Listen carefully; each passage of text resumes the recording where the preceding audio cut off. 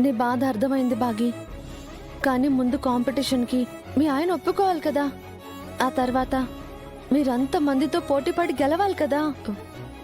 మేం గెలుస్తామక్క, నాకు ఆ నమ్మకం ఉంది.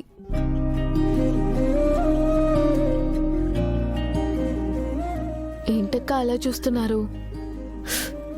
ఓ, పెళ్ళై ఇన్ని రోజులైంది, ఇప్పటి వరకు కలవని వారు బెస్ట్ కపుల్ ఏంటనే కదా నీ డౌట్?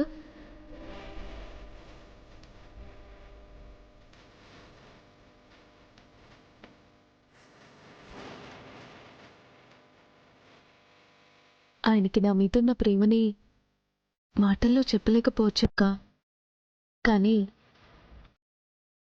నా మనసుకు తెలుస్తుందక్క.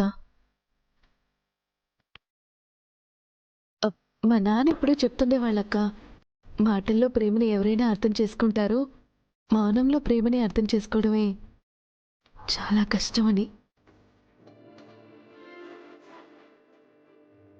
నేను ఆయన మౌనంలో ప్రేమని అర్థం చేసుకున్నాను, ఆయన నా మౌనంలో బాధని అర్థం చేసుకుంటారు.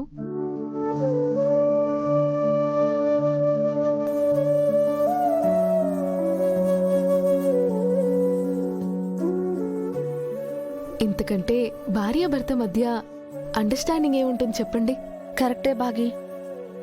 నీ నమ్మకం, నీ మంచి మనసే నిన్ను గెలిపిస్తుంది. థ్యాంక్స్ అక్క.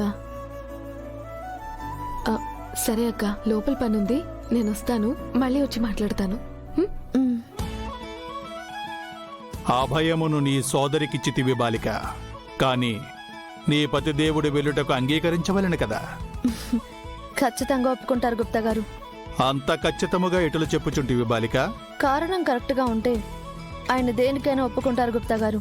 అలాంటిది భాగ్య అనాథ పిల్లలకి సాయం చేద్దాం అనుకుంటుంది.